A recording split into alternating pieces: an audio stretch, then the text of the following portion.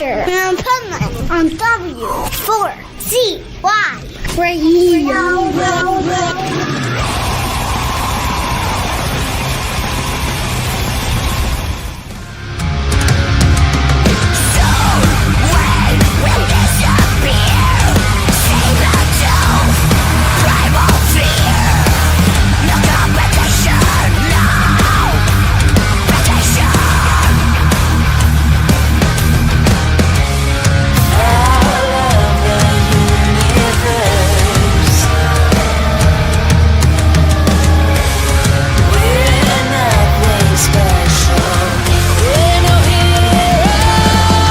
This is the Pipeman here on the Adventures Pipeman W4CY Radio. I'm really excited about this interview because it combines two of my loves. One is metal and the other is the environment. And I was just at, as you probably know, I was just at Hellfest over in France doing radio coverage there, and I attended a press conference there between Savage Lands and Heilung. And man, when I found out about this organization, I'm like, we really need to promote this, especially now more than ever. And so I'd like to welcome to the show Sylvain from Savage Lands. How are you? Hey, Pipeman. Thanks. I'm great. Under the French sun and heat. Yeah. It's funny. I live here in Florida. Okay. And at Hellfest, every time I go, I'm like, send me home to Florida where I can cool off. And you don't say that ever when it comes to Florida. Yeah, I know. It was pretty hot, right? Yeah. And I don't even know how you did that press conference either, because that is the hottest part of all of Hellfest every time, that press conference area. It's super hot. But I do live part of the year in Costa Rica where it's pretty hot too. I mean, it's probably even hotter than Florida. It is. I was going to talk about that too, because I also live part of the year in Costa Rica, and it's one of my favorite places on earth. Because of a lot of reasons. It's also one of my favorite places because they are all about the environment, and coming from Florida, that's like two different worlds, because we need your help here with the Everglades, because, oh my God, the crap we're doing to our state, it just blows my mind. I don't know if you know, but the town of Weston near Fort Lauderdale, they built it on top of the Everglades. They filled it with, filled the muck, and that town is sinking because they're idiots. No surprise there. Right? I mean, but I do love that you do a lot in Costa Rica too, because, man, it's one of the most precious places on the planet. And even, I hate to say it against my own people, but even us Americans are going over there and ruining that place, Well, not all Americans. I mean, there's bad people and good people in every country. I mean, I know also a bunch of French people doing really, really nasty shits there. So it's well spread being an idiot, It each country has a fair. I think it's a worldwide epidemic at this point. Yeah, I guess so. It's I used to live in the States for a while when I was 20, so it was before the internet and before everything. And I remember, being French, I was really kind of anti-America, revolutionary, blah blah blah. And then I discovered that it's a very much complex country that I thought, and there's some really good things. I mean, if you think about it, the first national park in the world has been created in the US in a sense of preserving something beautiful. I think it was Yellowstone.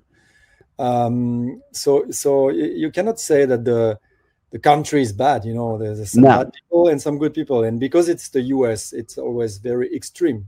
That's more the thing that I sense as a European, It's also to me, the United States is kind of like Europe. Every state is like a different country. Every state's got different types of people, different types of culture, language even, and I've lived in multiple states in this country, like New York, New Jersey, I'm originally from, then California in the 80s, and now here in Florida. And those are all three completely different worlds. So you were in California in the 80s and you're still alive, so you're a survivor. I know, right? And my best bro since 13, we used to go to metal shows together all the time and start the pits, like at the original metal shows in LA, like Slayer and Metallica's first shows. Wow. And then he passed away about a year and a half ago, but he was a big time environmental icon in California, and he would love what you're doing, like, because he in California was building rain gardens and doing restoration of all the Malibu Creek and the mountain lions and all that. Yeah. And he used to piss a lot of people off too, because like they didn't Tell me about it. they didn't want him doing these restorations because it ruined their view or their yard or whatever, you know. And Oh yeah, but I know about that. Yeah, but that's actually it's one amazing. thing that. Sorry to interrupt you. That's actually one thing that I had in mind for a long time. I think that there's also an education about what is beautiful, you know, is the view or is the life that you have in your property. I changed my mind since I live in Costa Rica, because of course when I came there I had this idea of the perfect house and tropical garden, blah blah blah. But then now I have a totally different view, and you know I like something more close to natural aspect of a forest. And what makes my view and my life being kind of rich and pleasant is to have birds and monkeys in the garden, and whatever the garden looks like, I don't care. You know, I don't want a grass, I don't want a lawn and two palm trees very symmetrical to the house. This is, I would have thought maybe it looks good like 30 years ago, but now My bro would love you. My bro would love you because he was all about the natural environment. It used to piss him off there were palm trees in LA because they're not indigenous to LA. And exactly, like at his funeral, we did it at one of his restorations, his most, you know, proud one, where he brought like fish and wildlife and certain types of grasses and all the different vegetation that was indigenous to that particular area that was all gone and dead. Yeah. And he brought it all back. And so at his funeral, it was like all of the wildlife attended his funeral. It was wild. They were like all sitting there in the lagoon there in the background, like, we're here to support you, dude, for bringing us back. That's cool. Yeah, I think that's the point, you know, trying to revisit what we call beautiful. And I think it could be one of the axes of our work, you know. So tell us how this all came about. How the original idea come about? Well, I've been in that, you know, like reforestation and trying to preserve for like 30 years. And right after COVID, there was some kind of crazy stuff going on in Costa Rica. And that's why it started pretty much in Costa Rica, because the country stayed open, and many people that would never have the idea to come to Costa Rica actually came because it was the only country they could visit during those times. And some people, they saw the opportunity of making businesses, and there was some kind of crazy projects and a very big development, and it became out of control. So I don't know why I had the idea to contact Dirk, my ex drummer from back then in France, and now he's in Megadeth. So I talked to him and I asked him if he would go for a project with me, you know, and he was like, man, yeah, I think that's time, you know, for the artists not only to denounce or to send money, but also to have their own tool where we could, you know, act for real and show people what we're doing. And that's how it started. Savage Lands, he got the idea of the name. And then, of course, he contacted a few artists that he knows, and it saved time, and he gave us a typical way of presenting things, because we're not just an environmental organization. We're also an artist, and I think that's the first time these two things come together. You know, that the record label signed the nonprofit organization; they didn't sign a band. So basically, the nonprofit is the artist and also the tool to operate on the field. So that's how it started, and yeah, and then it got faster because Hellfest helped us, and artists showed up, like Alisa from Arch Enemy, Andreas, Sepultura, John Tardy from Obituary.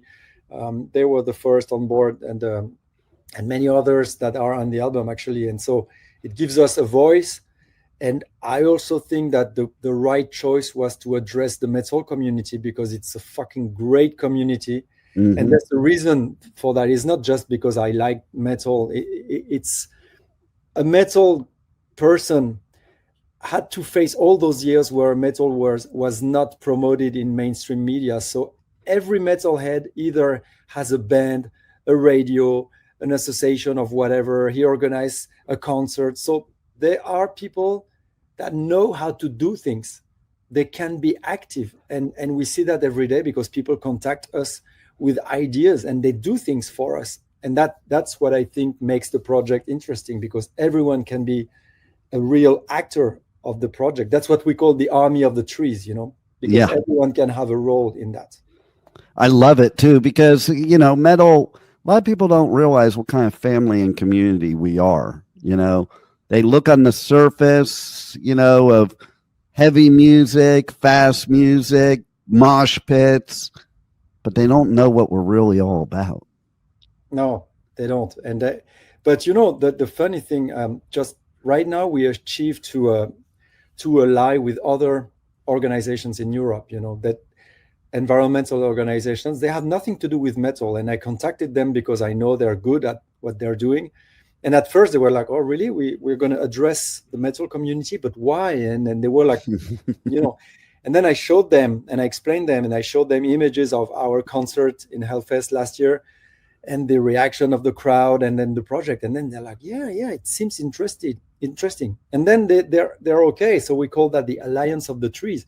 And then they come to Hellfest, and then they totally change. They're like, "Man, it's great. People are completely open to discussion, to talking, and they're really well educated."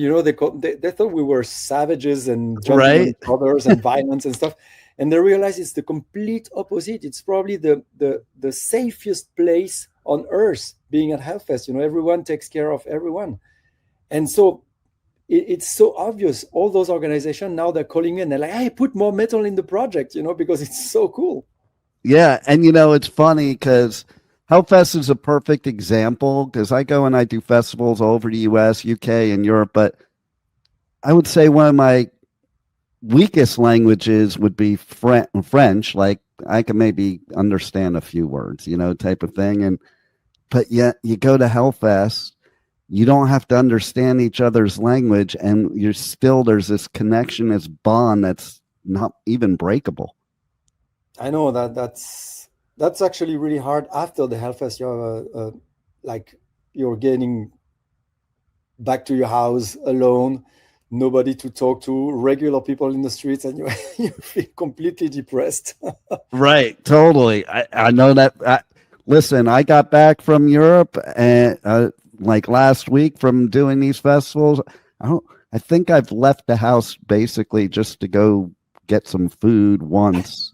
And other than that, I've been staying like, okay, I'm in seclusion now before I go on my next one.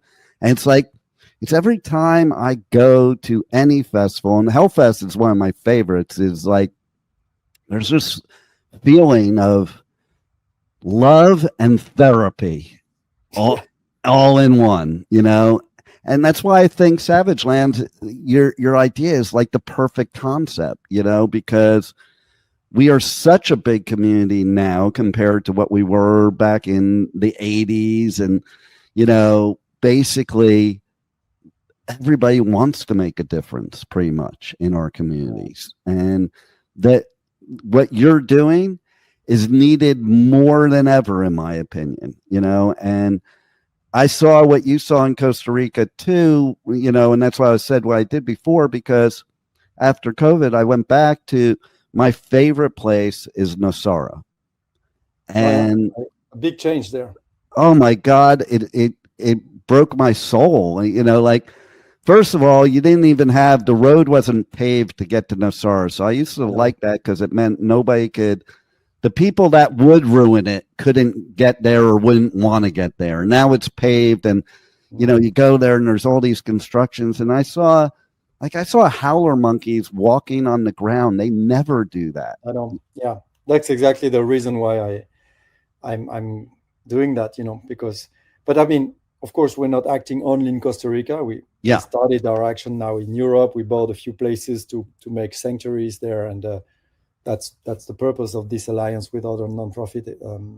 And we want to act everywhere. But it's true that such a beautiful place as Costa Rica is setting up an example, and it's probably talking to a lot of people when they see the beauty, and it's easier to love something when it's still there and it's still beautiful. Yeah. It's easier to protect it than to recreate it once it's destroyed, you know, because that the process is completely impossible to realize, you know. I mean, creating a forest out of a field is a really big challenge, you know. You don't have any guarantee that it's going to work.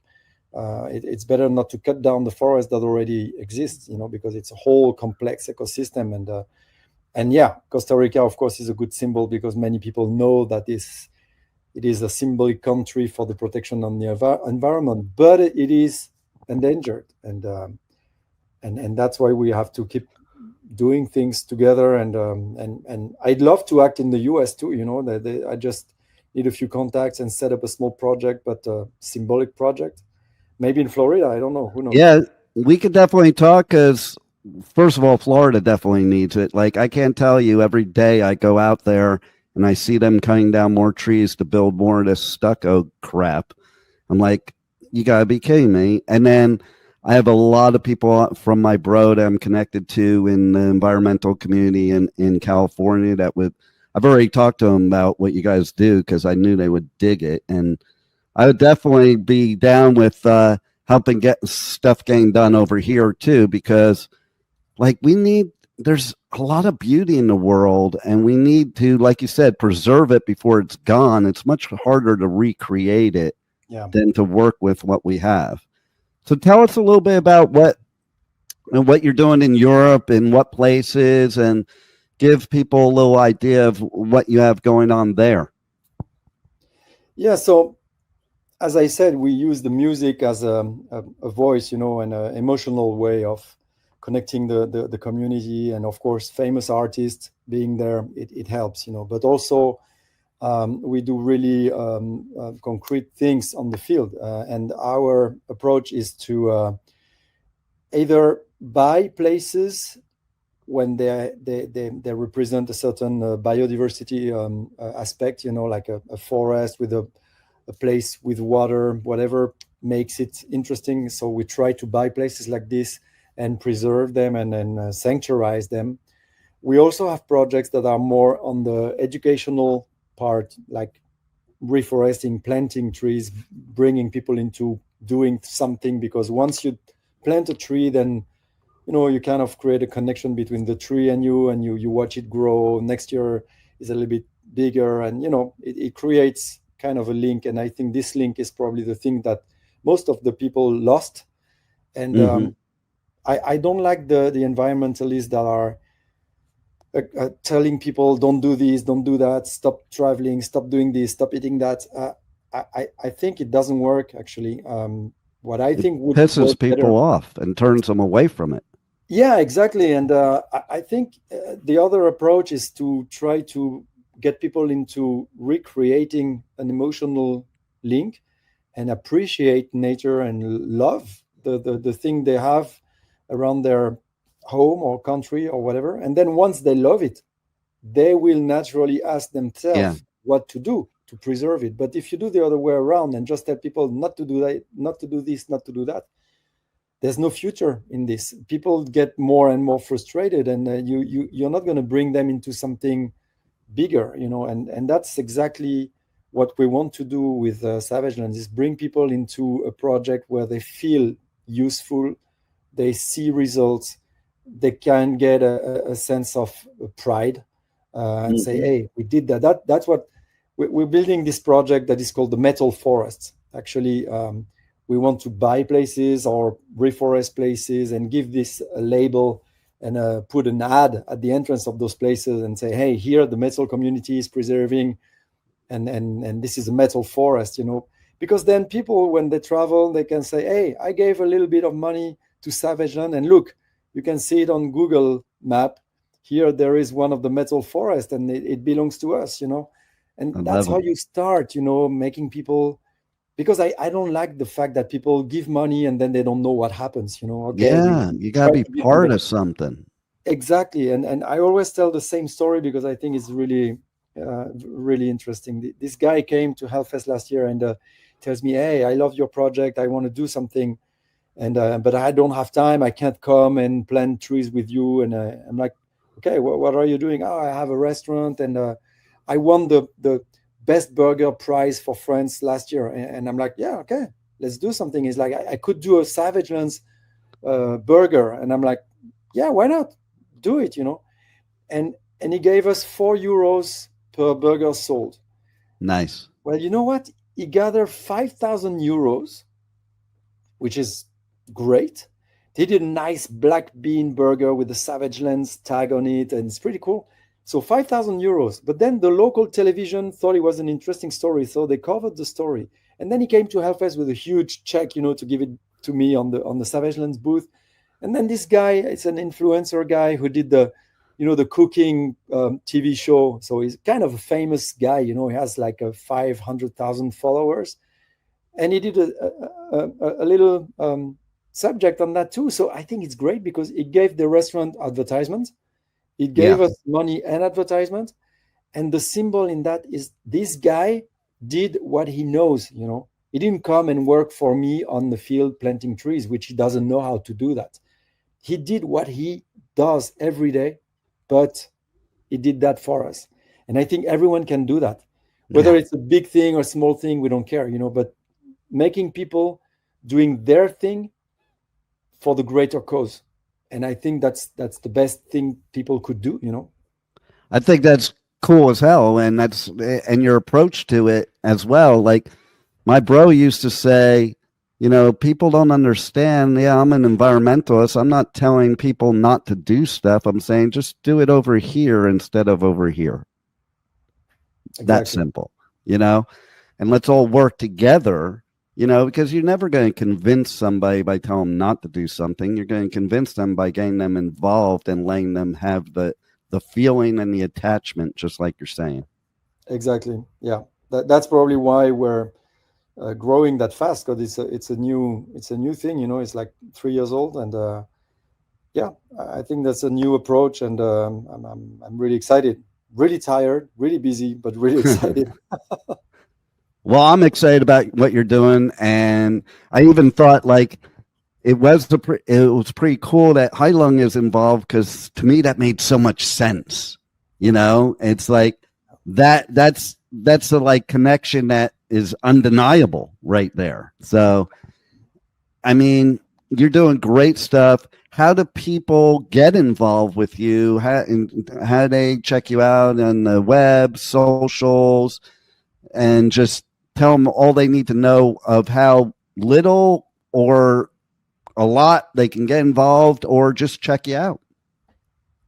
Yeah, that's the thing, as a community, we have a voice. Even if you don't do much more than just listening to our music or following up on Instagram and talking to your friends. I mean, everyone has the capacity to follow us on Instagram and ask 2 friends to follow us too. And they ask the same to their friends. And then we represent a bigger community, because if we have a meeting with some local municipality, or people that can make decisions on the local scale, they check our social media, they check how many people we represent. So if you can do one thing, is already this, and then you can contact us and build a project, or make a small crowdfunding. I remember this really small band in France, and I didn't know them at all, and I saw on Facebook, I saw a picture of them holding a Savage Lands logo that they printed themselves, and asking people to give money. And then my first reaction as a stupid guy from the 70s was like, fuck, they robbed my logo to get money, But no, it wasn't that. It was them trying to get money for us. and they Nice. were proud to belong to this movement because they like the music, they like what we do, they like the artists that are on board with us, and they wanted to be part of it. So I think they collected something small, like $300 or $400, but the symbol is fucking great, because if all the small bands they would do that, man, we wouldn't even need any sponsor. Right. We just work this way and have this huge army of musicians collecting money for us, and we would do the job, buying places and advertising this, and it would make it grow, and we would be totally independent, and everyone would feel responsible and active in that movement. And I think that would be fucking great for us, and it would be a good lesson for the rest of the world that is not yet listening to metal. No doubt. And, the more the merrier. It doesn't matter what size they are. And you know what? Every big band was a small band, so you just never know. Exactly. Yeah, exactly. Yeah. The small band that does this $300 crowdfunding for us, maybe they're the new Gojira, you don't know. Right? Exactly. There you go. And then Savage Lands can be at the Olympics. That would be great. That would be right? Great. Anything else you want to share with the listeners we haven't covered already? Well, I think we covered pretty much everything. I just want to thank you guys for existing, the independent medias that are totally dedicated to this music and this community. I think that makes a big difference compared to other areas, artistic areas, where we just rely on mainstream medias. So I think it's important, this passion that people put into that music. And I want to thank the metal community, the artists, and if you don't know about us, just check it out and send us a message. We're always happy to hear about you guys. Well, thanks for all you do, and I definitely want to help you in your cause, because it's a great cause, and of course, great music. And like I said in the beginning, combines two of my loves, and I thank people like you for saving the world that we live in, because the world's going to be a much more beautiful place with Savage Lands. And thanks for being on the Adventures of Pipeman. Thanks, man. That's a pleasure for me.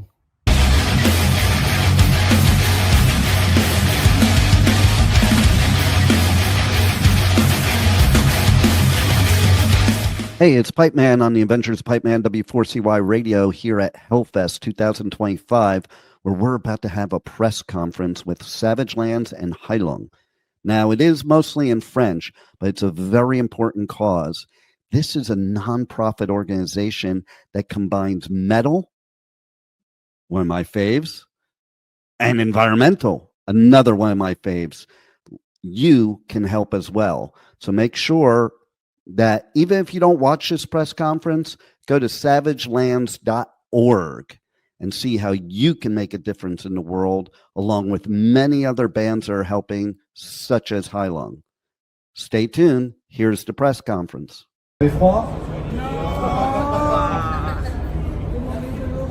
Ok.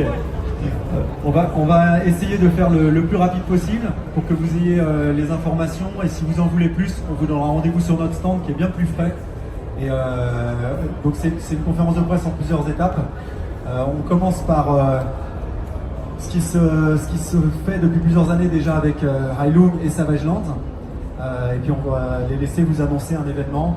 Donc je vous présente déjà Kai et Maria du groupe Heilung.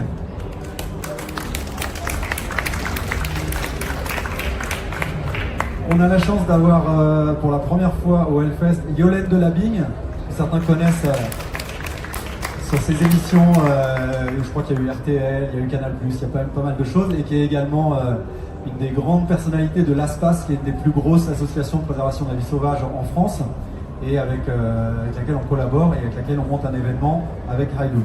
Je vous fais un bref résumé de ce qui se passe entre Savage Lands et Heilung, et ensuite je laisse la parole à Heilung en anglais. J'espère que vous pourrez suivre. Donc Heilung a été un des premiers groupes à rejoindre l'Army of the Trees, et ils soutiennent Savage Lands en étant présents sur des vidéos, mais également c'est le premier groupe à avoir pris la décision de reverser 1 euro par billet vendu sur leur tournée. Et grâce à Heilung, on a pu déjà acheter des forêts en France. Donc voilà, c'est quelque chose de symbolique, mais qui se concrétise dans quelque chose de très matériel. Donc, je vais laisser la parole à Kai et à Maria. You can present briefly your participation with Savage Lands and maybe introduce the program that we have later on and the event we are organizing in September with Yolene. So, hello everyone, nice to see you in the seat. Since we began Heilung in the early days, we have had a focus on trying to do what we do in a environmentally friendly way, because touring is extremely bad for the environment. We drive around in big gasoline-filled buses and have to fly to get out to the people to perform and present our message. And so we've been working with several organizations for many years now, two in the US, where we have started a concept that we try to spread to other bands in the industry, which is that we add a sum on the ticket that goes uncut to an organization that helps to preserve biodiversity and do actions to help our vulnerable climate. So after a few years, I think it was you, Kai, that actually picked up on Savage Lands first. Do you want to say something about how you found them? Oh yeah, we'll try to come to it later. But yes, so Kai picked up on Sylvain and his project with working together with Bujira, and you two got into a dialogue about how can we work together to find better solutions with using our power tool, which is music. And Sylvain had the concept about the army of trees, which we instantly fell in love with. We have always thought, when we add something on each ticket in a Heilung situation and we look over the crowd, we try to imagine not a crowd of people but a crowd of trees standing there, because we know that more to help prevent deforestation is a key factor for helping to increase our and support our fragile ecosystems. So teaming up with someone who had such a solid plan to purchase areas and protect them, to make them last, fitted very well with the Heilung agenda. And yeah, so we started a friendship and a collaboration, and we've been having a lot of fun making videos and music together. And I think that's also what the message is helping to spread. Thank you. I must add, pardon en français, ils font partie maintenant du comité d'orientation de Savage Lands. You're in the steering committee now of Savage Lands, où on a des scientifiques qui valident certains projets, qui nous donnent un petit peu des idées et puis des conseils sur l'efficacité de ce qu'on peut produire. Et puis on a aussi la partie, les artistes impliqués qui ont leur mot à dire, donc ils font partie de ce projet. Et là on annonce une collaboration sur un événement qui va se passer en septembre. Donc on ouvre les inscriptions avec le Hellfest pour inviter 10 personnes à visiter la réserve de l'Aspas. Donc je vais laisser la parole à Yolène, qui va vous expliquer brièvement, parce qu'on est chargé en programme. Mais voilà, c'est une grande première, c'est la première réserve au monde qui porte le nom de Jane Goodall. Merci Sylvain. Oui, donc l'Aspas, c'est l'association de protection des animaux sauvages. C'est la première association qui en France a introduit la libre évolution. Maintenant, beaucoup d'autres associations le font, et tant mieux, parce que c'est un des grands espoirs environnementaux. C'est-à-dire qu'on achète des terrains et on les protège. Notre seul travail, c'est de laisser la nature libre, et on la protège juste des nuisances humaines, c'est-à-dire chasse, pêche, route, destruction d'arbres, etc., etc. Donc on a en effet 60 hectares dans le Trégor, qui est une très très belle réserve, une réserve humide. Vous savez que ça devient de plus en plus rare, et on est ravis de ce partenariat. Maintenant, elle va s'appeler donc la réserve Jane Goodall du Trégor. C'est vrai qu'on est très fiers parce qu'on lui avait souvent proposé dans le monde et elle a accepté pour l'espace. Et donc maintenant, on a notre partenariat avec le Savage Lounge et le Gender Institute. Et donc, on fait notre baptême le 20 septembre, avec en effet que 10 personnes qui pourront, parce qu'on ne veut pas déranger la nature, il faut quand même être un peu cohérent avec soi-même, donc on aura une petite promenade pour ne pas déranger la nature, mais on est ravis, puis c'est un premier essai, un premier démarrage pour ce partenariat, mais je pense qu'on va faire beaucoup d'autres choses ensemble. Et donc Heilung nous accompagnera le 20 septembre, donc vous allez en apprendre un peu plus, le Hellfest va vous envoyer des informations. Et les 10 personnes qui nous accompagneront recevront aussi une courte formation pour devenir ambassadeurs de la biodiversité pour la cause. Sorry, we speak a lot of French, but don't worry. Et cette formation sera réalisée par les bénévoles qui s'occupent de cette réserve, donc des gens qui sont tout le temps dans la nature et qui connaissent bien. Et en effet, nous aurons la grande joie et l'honneur d'avoir Eveline qui ne fera peut-être pas de la musique, mais en tout cas un petit spectacle au nom de la beauté de cet endroit. Voilà, donc on va passer à la deuxième partie. Thank you guys. We're gonna keep talking, but you can. Et il y a une signing session avec Heilung à 16h sur le stand Savage Lands. Donc c'est le premier meet and greet de Heilung. Et il y aura 100 posters numérotés dédicacés par le groupe qu'on offrira aux personnes qui arrivent sur le stand. Donc thank you guys. Merci. Alors on enchaîne super rapidement. J'invite sur le plateau Julie de États Sauvages, David de Semeurs de Forêts et Damien de l'association Francis Hallé pour la forêt primaire. On va être super rapide parce que en fait ce qu'on voudrait c'est que vous veniez sur le stand. Si vous avez plus de questions on sera plus à l'aise. Mais voilà, en gros on lance une alliance qui s'appelle Alliance for the Trees. Et l'idée, c'est des gens qui ne sont pas du tout dans le milieu métal, mais quand on s'est parlé et quand on leur a montré ce qui se passait ici au Hellfest et puis avec le public, finalement ils se sont dit tiens, c'est peut-être une bonne idée, donc on va créer des metal forests ensemble. Donc je les laisse rapidement se présenter, très très rapidement, parce qu'ensuite on vous présentera la branche jeune de Savage Land et puis on ira sur le stand. Bonjour, Julie de Saint-Blanca pour l'association États Sauvages. Donc nous, on est une association qui œuvre en France métropolitaine pour la préservation de la biodiversité. On a 6 ans d'existence et on acquiert notamment des forêts pour les mettre en libre évolution, c'est-à-dire ne plus y toucher, pour laisser la biodiversité justement s'épanouir. Et puis pour permettre aussi aux forêts de jouer leur rôle de service écosystémique par rapport à la chaleur notamment, dont on entend beaucoup parler. Voilà.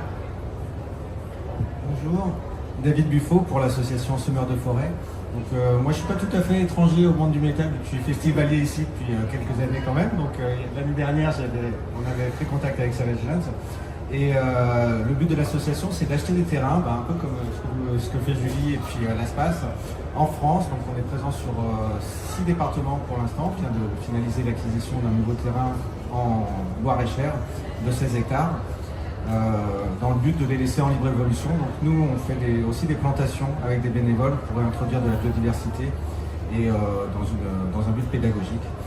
Et aujourd'hui ça fait 6 ans qu'on fait ça et on espère bien qu'avec cette alliance on va pouvoir tous avoir des synergies et faire des choses ensemble. Bonjour à toutes et à tous, Damien Saraceni pour l'association Francis Hallé pour la forêt primaire. Nous, notre projet, c'est de faire renaître une forêt primaire en Europe de l'Ouest, donc c'est-à-dire protéger pendant très longtemps une très grande forêt afin qu'elle puisse retrouver son cycle naturel. Nous, on n'est pas sur des démarches d'acquisition, on est plutôt sur un projet qui consiste à vraiment faire évoluer les mentalités pour que les conditions du retour de cette forêt primaire puissent arriver. Donc c'est un projet à la fois sociétal, culturel, et c'est aussi pour ça qu'on est là, et évidemment de dialogue avec les territoires. Et on est très heureux d'être là aussi dans cette alliance parce qu'on pense que toutes les démarches sont vraiment cohérentes et qu'on est tous en train d'aller dans la même direction pour faire évoluer les mentalités et les imaginaires. Et pour ça, c'est très symbolique aussi d'être là au Hellfest aujourd'hui. Voilà. Alors j'espère que ça vous montre que le métal peut devenir un coaliseur, comment on dit, un catalyseur de bonne volonté et surtout montrer l'exemple. On montre toujours les métalleux qui montrent leur cul, qui font les cons, etc. Mais enfin là, c'est du concret. Je fais le très rapide bilan et ensuite j'invite les jeunes sur scène. Savagelands, depuis l'année dernière, depuis l'annonce du partenariat avec le Hellfest, a créé une division France. Avant, on savait qu'on agissait au Costa Rica.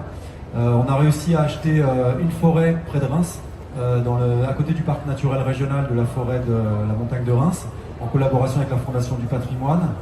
On a acheté également une autre forêt près de Tours avec un groupement forestier citoyen de métalleux qui sont venus nous voir au Hellfest l'année dernière. On s'est mis ensemble et on a acheté une forêt près de Tours avec une zone humide, donc un endroit très intéressant sur lequel on fera des relevés scientifiques pour voir l'impact de ces projets. Et là on annonce également avec la LPO qui est présente dans la salle, donc une des plus vieilles associations de France, qui on a réussi à se mettre d'accord en moins de 24 heures pour monter un projet en Vendée sur l'acquisition de 40 hectares sur laquelle on implantera à la fois de l'activité humaine mais sous forme de paysans nature, d'ailleurs des paysans avec une charte de respect de l'environnement, et le développement des haies, des bosquets, etc. avec une veille scientifique organisée par la LPO sur les espèces typiques de cette région française. Donc voilà, ça c'est un petit peu le bilan de Savagelands. Le bilan musical, vous le connaissez, on continue à lier la musique à notre cause. On a fait des concerts en Hollande et en Vendée cette année, et on compte sur vous évidemment pour relayer tout ça. Et on a eu aussi la bonne surprise avec une jeune fille qui s'appelle Soline, et qui nous a contactés en nous disant qu'elle trouvait ça original de mélanger musique et environnement. On s'est rencontrés à l'UNESCO à l'occasion du discours de Jane Goodall. Et Soline, en fait, elle a besoin de rien puisqu'elle s'occupe de tout. En fait, la seule chose qu'on a fait, c'est envoyer les t-shirts et leur dire bienvenue, vous êtes la division jeune de Savagelands, et ils sont super dégourdis. Je vais lui laisser la parole parce qu'elle va vous dire rapidement, très rapidement, tout ce qu'elle fait. Et on lance évidemment un appel à la jeunesse française pour nous rejoindre et puis faire aussi bien qu'eux. Donc bonjour, je suis Céline Delin. Après ma rencontre avec Sylvain à l'UNESCO, j'ai réuni tous mes amis et ensemble on s'est dit qu'on allait faire la branche jeune de Savagelands. Donc à notre compte, on a déjà intervenu bénévolement auprès d'agriculteurs pour les aider à pailler leurs haies.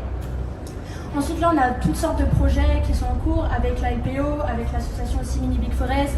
On va essayer, on va aller dans 2 semaines intervenir dans des écoles afin de sensibiliser les plus jeunes sur le thème des haies bocagères. Et voilà. Je pensais pas que tu serais aussi rapide, mais c'est parfait. Donc voilà, si vous avez des questions, c'est le bon moment. Et pour ceux qui doivent partir et qui ont d'autres choses à faire, essayez de repasser nous voir sur le stand à 4h. On sera tous là, toutes les associations. Ça vous permettra de connaître un peu plus en profondeur tout ce qu'on fait. Mais si vous avez des questions, allez-y. 4h. Vous pouvez venir avant 4h, on y sera, entre maintenant et 4h. Mais sûr, à 4h, on sera là, il y aura la standing session. Est-ce qu'il y a des questions?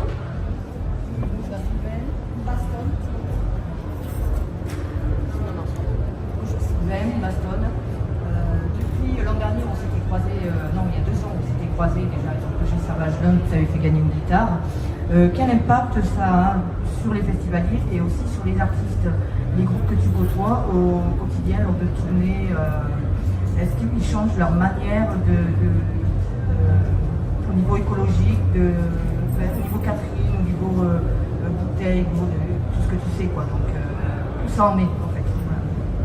Alors, on va pas changer le monde en moins de temps qu'il en faut pour le créer, mais non, les artistes, en tout cas, le projet Savagelands permet, il est identifié. On a des artistes qui viennent nous voir. Là, hier, il y a encore eu le guitariste de Sacred Reich qui est venu sur le stand. On va monter un projet ensemble. Vous vous souvenez de l'album Surf Nicaragua? Nous, on est au Costa Rica, donc on va monter une OP Cross the Border et on va essayer de trouver un petit thème et une forêt à préserver avec ce groupe. En fait, ce que je vois, c'est que les artistes sont sensibles à la cause et surtout, nous, on essaye de ramener le thème de la biodiversité parce que tout le monde parle de CO2, tout le monde parle de réchauffement climatique. Et en fait, nous, on essaye de parler de biodiversité parce que tout est lié et on pense que c'est une meilleure porte d'entrée. Et je trouve qu'il y a beaucoup d'écoute de la part des artistes. Et le meilleur moyen de mesurer, c'est quand ils nous disent oui pour une collaboration. Après, ils n'ont pas forcément la main sur tous les aspects de l'industrie. Et je crois que ce que fait le Hellfest en nous soutenant, en initiant des choses ici avec Cindy notamment, en utilisant des écologues, notamment de la LPO d'ailleurs, pour vérifier l'état des parkings avant de faire des fauchages, pour pas détruire des espèces qui pourraient être en nidification. Voilà, je pense qu'il y a quand même quelque chose qui se produit. J'espère qu'on prend notre part là-dedans avec Savagelands. En tout cas, on fait tout pour accélérer le process et aller vite. On aime bien aller vite, on aime bien faire les choses. Donc, avec votre aide, ça va encore plus vite, vous le savez. Donc, voilà. Vous faites peut-être aussi partie de l'armée des arbres en faisant les reports que vous faites. Il y a une question. Oui, bonjour, Jean Sherman, Radio-Panique Bruxelles. Petite question, est-ce qu'il y a beaucoup de groupes qui sont demandeurs pour s'affilier? Bon, on a évoqué tout à l'heure Heilung. Est-ce qu'il y en a d'autres qui vont, ou bien il y a déjà une liste d'attente? Oui, une liste d'attente, on est hyper sélectif. Écoute, il y a des pourparlers avec Bill Kelleher de Mastodon. Donc ça, mais c'est dire qu'il s'occupe de ça, il est en contact avec pas mal d'artistes. Et c'est vrai que cette année, on a un petit peu mis la musique de côté parce qu'on sait qu'il y a une attente forte. On nous a beaucoup dit, oui, ok, vous faites de la musique, c'est bien, mais concrètement, en France, qu'est-ce qui se passe? Vu qu'on n'est pas capable d'être à deux endroits en même temps, cette année, on a été beaucoup sur le terrain. Ça prend énormément de temps de discuter avec des gens, même si on est tous motivés. Les associations, on ne crée pas une alliance comme ça en 5 minutes. Il faut se mettre d'accord, il faut savoir où on va, il faut savoir comment on y va. Même s'il y a des volontés, ça prend beaucoup de temps. Ça fait plus de 8 mois qu'on discute ensemble et on a réussi à signer un protocole, je crois, il y a moins d'un mois. Hein. Donc on a travaillé là-dessus et bien sûr la musique va revenir parce que c'est un vecteur d'émotion et puis de mobilisation important. Ne t'inquiète pas, il y a des choses qui vont arriver. Bonjour, je m'appelle Charles, je travaille pour la radio It West. Je voudrais savoir comment vous conciliez la défense de l'environnement tel que vous le présentez aujourd'hui et la participation à un festival dont l'empreinte carbone est phénoménale, dont l'emprise foncière est aussi de plus en plus importante. Donc comment vous faites justement pour concilier cette contradiction un petit peu? Il faut aller là où il y a du travail à faire, ça c'est la première chose. Si on était sur un festival qui avait zéro bilan carbone, zéro problématique et qui avait tout compris, et si tout le monde avait tout compris sur l'écologie, je pense que je me serais même pas fatigué à monter une organisation qui prend plus de 24 heures par jour et qui est chronophage et voilà, c'est un sujet compliqué. Maintenant, je crois que le Hellfest, il y a beaucoup de légendes qui circulent. Je suis pas au courant des chiffres, ça c'est Cindy qui pourra vous le dire, mais il me semble que par festivalier, le Hellfest a un bilan carbone moins important que les vieilles charrues. Tu me contredis, Cindy, si c'est pas le cas? Voilà. Mais en tout cas, personne n'attaque les vieilles charrues sur ça. Et moi, ce que je vois au Hellfest, c'est qu'il y a forcément un bilan à toute activité. Quand on se lève le matin, on a un bilan. Les questions qui se posent sur le Hellfest, c'est surtout en termes de vers où est-ce qu'ils vont. Moi, c'est ça que je regarde. Ils ont choisi de travailler avec nous, pas parce qu'ils étaient obligés. En gros, ils ont à faire un travail RSE, RSO, ils ont des cases à cocher, ils ont forcément des progrès à faire sur certains domaines, mais ils n'étaient pas obligés de venir avec nous sur la biodiversité et sur des projets loin de chez eux. Là, on a acheté une forêt sur Reims, c'est pas vraiment lié au Hellfest, quoi. Donc moi, je vois plutôt le progrès en termes de philosophie, et c'est sur quoi je mise, et sur quoi on mise tous. En fait, c'est inspirer les gens et faire en sorte que les choses progressent. Mais j'aimerais quand même dire, parce que on nous parle beaucoup de ça. Déjà, on n'est pas partenaire qu'avec le Hellfest, on est partenaire avec d'autres festivals plus petits, comme le Furious Fest, qui nous suit depuis le début de Sauvages. Mais le bilan d'un festival, c'est pas seulement un bilan carbone. Il y a un bilan culturel, il y a un bilan humain, il y a des gens qui se rencontrent, qui se parlent. Nous, on a une expérience humaine sur le Hellfest qui est assez phénoménale quand même. Et il faudrait calculer ce qui découle de toutes ces rencontres.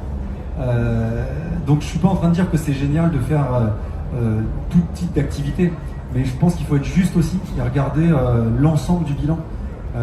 Après, sur le bilan technique poste par poste, moi je suis pas le comptable de ce que fait le Hellfest.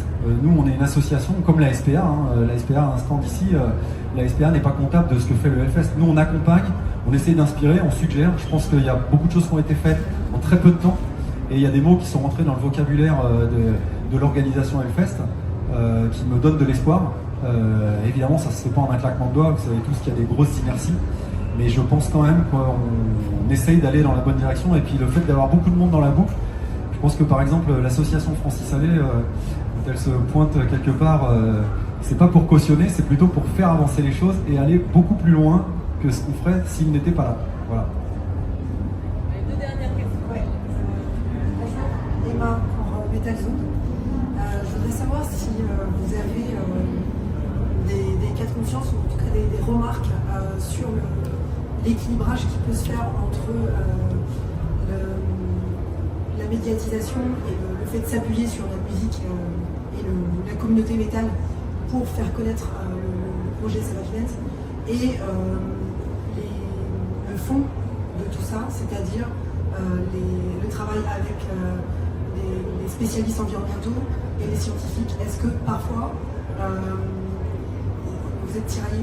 Est-ce qu'il y a quelque chose de difficile, ou est-ce qu'en tout cas on peut vous opposer de faire de la pub, en fait, on va dire, à travers le milieu métal, et des gens qui pourraient remettre en question en fait la véracité de ce qui se passe derrière sur le plan scientifique et environnemental? Alors désolé, je réponds un peu à tout. J'aimerais bien aussi que d'autres. C'est pour ça qu'on a un comité scientifique. C'est important pour nous de ne pas faire n'importe quoi. Il y a plusieurs types de projets. Il y a des projets qui ont une forte valeur environnementale et scientifique, sur lesquels il y a peut-être moins de communication à faire. On a eu la discussion avec Julie de l'État Sauvages, parce que ils achètent des forêts, mais ils gardent secrète la localisation de ces forêts. Alors c'est super au point de vue de la biodiversité. Au niveau de la com, c'est plus dur. Donc on a imaginé des choses, et peut-être que l'année prochaine on vous proposera par exemple un voyage de presse pour aller découvrir une forêt, mais en vous piquant vos téléphones portables et en vous bandant les yeux, un peu comme les commandos qui embarquent des journalistes.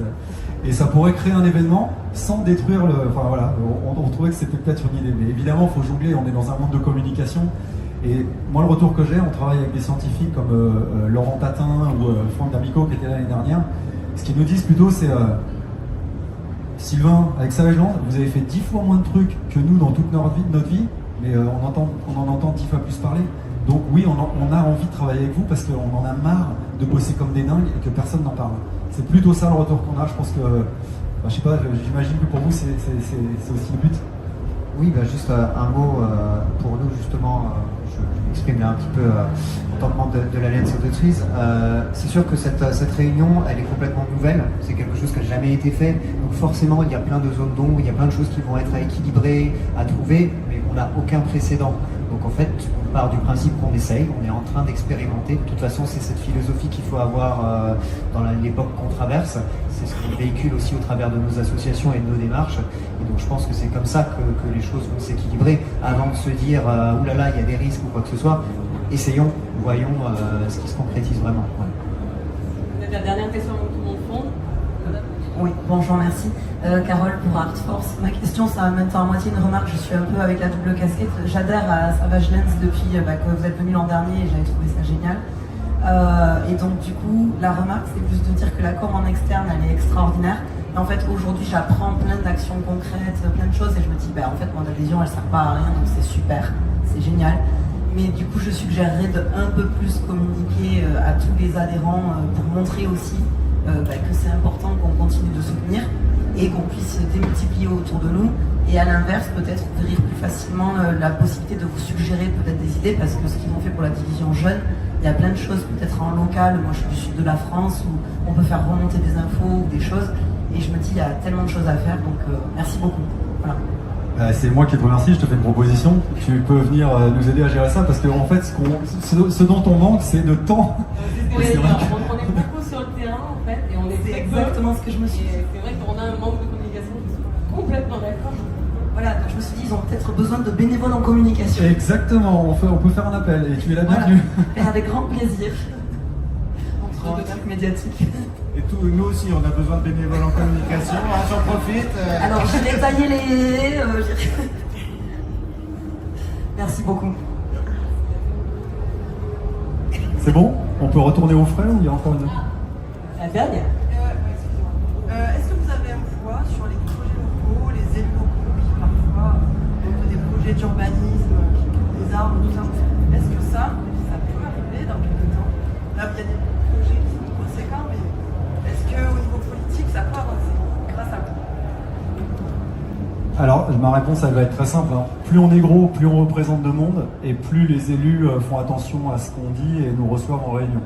Donc, que les gens nous reçoivent, que les gens adhèrent aux associations, que ce soit Sauvageland ou les autres, ça permet de montrer officiellement combien de personnes sont dans l'organe.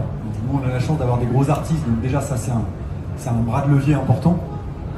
Mais le nombre, évidemment, ça compte. Donc oui, on a eu récemment, je ne vais pas donner de nom, mais on a récemment des politiques qui nous ont contactés, des assos aussi qui ont pris contact, parce qu'ils se disent tiens, il se passe quelque chose là, il faut qu'on aille voir, il faut qu'on aille comprendre, et peut-être même il faut qu'on propose des projets. Donc on nous a proposé, on l'annoncera quand ça sera officiel, mais on nous a proposé des projets au niveau local autour de Clisson.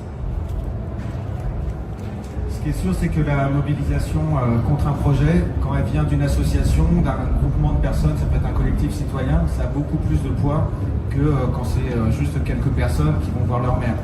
Donc dès qu'il y a un poids collectif, ça a des impacts et ça peut faire abandonner des projets ou les orienter dans d'autres directions. Et l'idée aussi de se regrouper entre nous, parce qu'on fonctionnait très bien chacun de notre côté, c'est aussi d'avoir ce poids-là tous ensemble, de pouvoir dire nous on a repéré telle problématique, est-ce qu'on n'irait pas tous ensemble dessus pour pouvoir mobiliser plus de gens et notamment la communauté métal autour de ces sujets. Merci beaucoup. Vous nous suivez si vous voulez sur le stand, vous venez tout à l'heure. En tout cas, merci d'être venu dans la chaleur. C'est important pour nous. Bonne journée.